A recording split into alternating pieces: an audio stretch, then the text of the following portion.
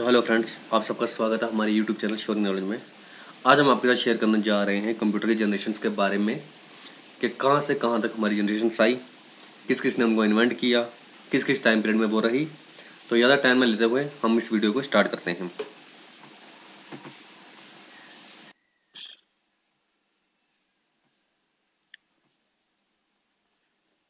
तो हम स्टार्ट करने जा रहे हैं जनरेशन ऑफ कंप्यूटर के बारे में, जिसको मैंने खुद इसको रिप्रेजेंट किया है।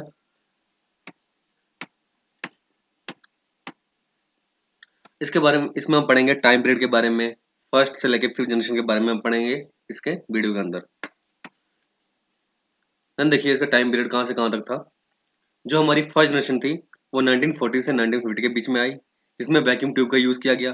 फिर सेकंड जनरेशन आई जिसमें 1950 1960 तक चली, वो ट्रांजिस्टर का यूज़ किया गया। थर्ड आई 1960 से 1970 के बीच में, जिसमें आईसी इंटीग्रेटेड सर्किट का यूज़ किया गया।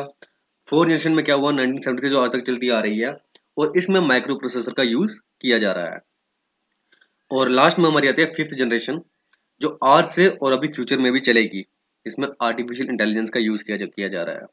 हम आपको पूरा बताएंगे वैक्यूम ट्यूब से लेके आर्टिफिशियल इंटेलिजेंस के बारे में, इसमें क्या क्या होता है। चलिए हम आगे बढ़ते हैं। तो ये हमारी फर्स्ट जनरेशन कंप्यूटर, जिसमें टेक्नोलॉजी यूज की गई थी वो फ्रेजाइल ग्लास, यानी कि जो आसानी से टूट सकता था, उसको बोला जाता था वैक्यूम ट्यूब। बहुत बड़े बड़े कंप्यूटर होते थे और भारी होते थे ये। इनके ऊपर भरोसा नहीं किया जाता था, नॉट रिलायबल थे, and programming is very difficult task, और इसमें प्रोग्रामिंग करना भी बहुत मुश्किल का काम होता था। लो लेवल प्रोग्रामिंग लैंग्वेज का इस्तेमाल किया गया था, जिसमें कोई भी ऑपरेटिंग सिस्टम नहीं होता था। कैलकुलेशंस, स्टोरेज और कंट्रोल पर्पस के लिए इसका इस्तेमाल किया गया था। इसको पूरे एक रूम की जितनी स्पेस चाहिए थी, और ये बहुत ज्यादा इलेक्ट्रिसिटी को क्या करता था, कंज्यूम करता था।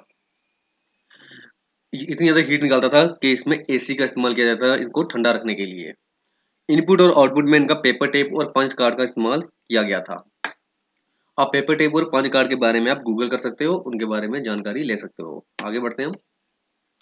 इसकी एग्जांपल्स थी हमारे पास ENIAC, electronic numerical integrated and computer, जिसको बिल्ट बनाया गया था जे प्रेस्पर एकट एंड जॉन वी मॉकली ने, जिनमें 18,000 वैक्यूम ट्यूब्स का इस्तेमाल किया था। वीटी यानी कि वैक्यूम ट्यूब का यहाँ पे इस्तेमाल किया गया था।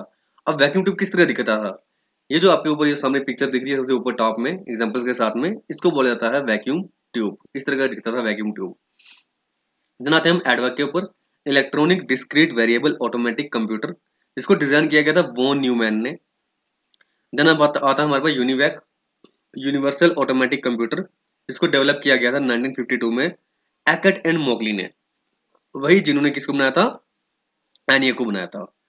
ये जो नीचे आपको पिक्चर देती है, जो पहली पिक्चर है ये हमारे पास है एनियक की, दूसरी वाली है हमारे पास एडवर्क की, और थर्ड वाली जो है हमारी यूनिवैक की है।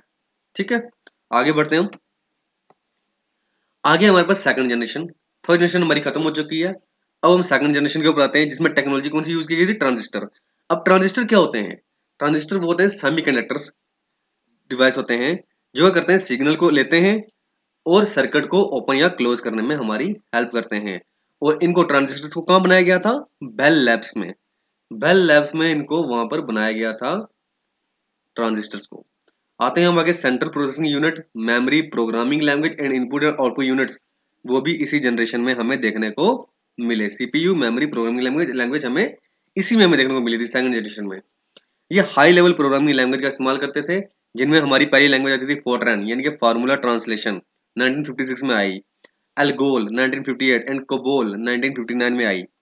मेमोरी कौन सी यूज करते थे, magnetic tape and magnetic core का इस्तेमाल किया जा रहा था।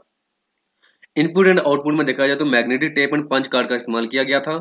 ये छोटे छोटे साइज में होते थे, और इनमें इलेक्ट्रिसिटी भी कम यूज होती थी, और हीट भी कम रिलीज की जाती थी इनमें। आगे बढ़ते हैं हम। इसकी एग्जांपल से हमारे पास PDP 8, IBM 1400 series, IBM 7090 and 7094, UNIVAC 1107, CDC 3600, और बहुत सारी ऐसी सीरीज हमारे पास देखने को मिली है। देखिए यहाँ पे जो पहली पिक्चर है हमें यहाँ पे देखने को मिलती है पीडीपी 8, ये पीडीपी 8 है जो पहला पिक्चर है। दूसरी में आती है हमारी IBM 1400 सीरीज, और थर्ड वन में हमारे पास CDC 3600, और बाकी आप गूगल करके आप जान सकते हैं उनके बारे में। नेक्स्ट चलते हैं हम थर्ड जनरेशन के ऊपर। अब थर्ड जनरेशन हमारे लिए बहुत इंपॉर्टेंट बन जाती है, वो बताऊंगा अभी क्यों। देखिए इलेक्ट्रॉनिक कंपोनेंट इसमें आ गया आईसी, इंटीग्रेटेड सर्किट्स, जो आज भी हमारे फोन्स हमारे कंप्यूटर्स वगैरह में देखने को मिलता है। आईसी इंटीग्रेटेड सर्किट्स, जो किससे जिनके ऊपर क्या होता था, ट्रांजिस्टर्स को रखा जाता था। एक सिलिकॉन की चिप होती थी, सिलिकॉन का एक चिप होती थी, उसके ऊपर ट्रांजिस्टर को प्लेस किया जाता था और उसको मिलके क्या बनता है, इंटीग्रेटेड सर्किट बनता था, आईसी। ये जो आपको जो पिक्चर दिख रही है ये आईसी की ही पिक्चर है, इंटीग्रेटेड सर्किट। देखिए इसके ऊपर ये सारे सारे जो पिंस दिख रहे हैं ये आपको ट्रांजिस्टर से ये, ठीक है। आगे देखिए इसमें यूज किया गया था हाई लेवल प्रोग्रामिंग लैंग्वेज का, जिसमें basic beginners all purpose symbolic instructions code का इस्तेमाल किया गया था। जो पहली प्रोग्रामिंग लैंग्वेज हमारे हमें देखने को मिली वो थी हमारी बेसिक। इससे मेमोरी का यूज किया गया था, large magnetic core, magnetic tape disk का इस्तेमाल किया गया था मेमोरी को स्टोर कराने के लिए। इनपुट और आउटपुट में हमें देखने को मिले magnetic tape, monitor, keyboard, printer and बहुत सारी ऐसी चीजें हमें देखने को मिली इनपुट और आउटपुट के फॉर्म में। इसकी examples IBM 360, IBM 370, PDP 11 and इस तरह की बहुत सारी एग्जांपल जो आपको देखने को यहाँ पे अभी मिल रही हैं। आगे बढ़ते हैं हम फोर्थ जनरेशन के ऊपर। ये हमारे पास 1971 में क्या हुआ कि फर्स्ट माइक्रो प्रोसेसर को इन्वेंट किया गया। अब माइक्रो प्रोसेसर क्या चीज होती है, ये लार्ज स्केल इंटीग्रेशन सर्किट होते हैं जो सिर्फ एक ही चिप के ऊपर बिल्ड किए जाते हैं। देखिए ये जो आपको सामने पिक्चर दिख रही है ये हमारे माइक्रो प्रोसेसर की ही पिक्चर है, आपको जो हम दिखा रहे हैं। इसके एडवांटेजेस क्या हैं, देखो माइक्रो प्रोसेसर सिर्फ एक ही माइक्रो प्रोसेसर जो है वो क्या कर सकता था, अर्थमेटिक यानी कि कैलकुलेशन जितनी भी थी वो एक ही माइक्रो प्रोसेसर की जो चिप थी वो कर सकती थी। लॉजिक लगाने और उसको कंट्रोल करना कौन कर रहा था, सिर्फ एक ही चिप जिसको बोला जाता था माइक्रो प्रोसेसर। अब ये माइक्रो प्रोसेसर कहाँ देखने को मिले हमें, माइक्रो कंप्यूटर्स के अंदर। माइक्रो कंप्यूटर्स क्या होते थे, छोटे छोटे साइज के कंप्यूटर्स होते थे जिनमें बहुत सारी कैपेसिटीज यानी कि मेमोरी इतनी होती थी कि हम बहुत सारे डेटा को हम स्टोर करवा सकते थे इनके अंदर। मेमोरी यहाँ पे इस्तेमाल की गई रैम और रोम का, random access memory and read only memory. मैं आपके लिए एक अलग से रैम और रोम के ऊपर वीडियो बना दूंगा जिसमें आपको पूरी तरीके से पता चलेगा रैम क्या है और रोम क्या है। अब इनपुट और आउटपुट में हमें देखने को मिले pointing devices, optical scanning, keyboard, monitor, printer और बहुत सारी अदर चीजें हमें देखने को यहाँ पे मिल जाती हैं फोर जनरेशन में। इसकी एग्जांपल्स है हमारे पास IBM का PC, star 1000, Apple second generation, Apple Macintosh, alter 8800 and बहुत सारी अदर एग्जांपल्स हमें यहाँ पे कंप्यूटर्स के देखने को मिल जाती हैं यहाँ पे माइक्रो, ये सब हमारे माइक्रो कंप्यूटर हैं, ठीक है। नेक्स्ट देखो फिफ्थ जनरेशन। अब फिफ्थ जनरेशन में क्या हुआ कि टेक्नोलॉजी जो यूज करने लगे, अब आर्टिफिशियल इंटेलिजेंस आ गई। अब बच्चों को तो कंफ्यूजन हो जाएगी आर्टिफिशियल इंटेलिजेंस क्या होती है। ये क्या होता है, ये आर्टिफिशियल इंटेलिजेंस एक ऐसी टेक्नोलॉजी है जो कंप्यूटर को हमारे इंसानों की तरह बिहेव करने के लिए रीजनेबल है। यानी कि कंप्यूटर्स हम इंसानों की तरह बिहेव करेंगे इस AI के अंदर, आर्टिफिशियल इंटेलिजेंस के अंदर। देखो इनमें क्या हुआ, इनमें बहुत हाई स्पीड होती थी, छोटे छोटे साइज की हो गई है और आसानी से एक जगह से दूसरी जगह लेके जाने के लिए ये सक्षम हुए, यानी कि पोर्टेबल, पोर्टेबल यानी कि एक जगह से दूसरी जगह लेके जाना इनको आसान हो गया। इसमें यूज किया गया ULSI यानी कि ultra large scale integration and parallel processing. Parallel processing क्या चीज होती है, यहाँ पर दो या दो से ज्यादा माइक्रो प्रोसेसर जो है इस्तेमाल किए जाते हैं। और इनमें क्या होता है, जब दो या दो से ज्यादा माइक्रो प्रोसेसर जब इस्तेमाल किए जाएंगे तो एक टाइम पे हम बहुत सारे मल्टीटास्किंग परफॉर्म कर सकते हैं एक कंप्यूटर के अंदर। यानी कि फिफ्थ जनरेशन में AI में एक टाइम पे वो बात भी कर सकता है, हाथ भी चला सकता, हाथ का जो हाथ जो उसके रोबोट जैसे रोबोट्स हो गए, रोबोट्स क्या करते हैं वो हाथ ही का भी यूज कर सकते हैं, ठीक है, चल भी सकते हैं और बातचीत भी कर सकते हैं। ये इसके अंदर यूज की गई पैरेलल प्रोसेसिंग के अंदर इसका इस्तेमाल किया गया।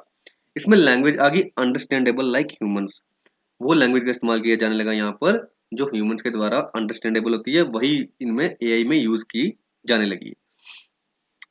अभी इनपुट एंड आउटपुट में देखा जाए तो इसमें ट्रैक पैड या टच पैड जिसको बोला जाता है, touch screen, pen, speech input, recognise voice speech, यानी कि इनपुट में क्या हुआ, इसकी वॉइस स्पीच को पहचानने के लिए इसका इस्तेमाल किया गया। Light scanner, printer, keyboard, monitor, mouse and बहुत सारी अदर चीजें का यहाँ पे इस्तेमाल किया गया। इसकी एग्जांपल्स क्या क्या हैं, desktops, laptops, tablets, smartphones and बहुत सारी अदर चीजें जो आपको यहाँ पे देखने को मिल जाती हैं। तो यहाँ तक हमने देखा फर्स्ट से फिफ्थ तक जनरेशन जो हमारी चलते आई। तो मैं उम्मीद करता हूँ कि आपको ये वीडियो बहुत अच्छी लगी होगी। आपको हमारा एफर्ट अच्छा लगा हो तो इस वीडियो को शेयर करें, सब्सक्राइब करें, ताकि आने वाली वीडियोस आपको मिस ना हो पाए। Thank you so much and have a nice day.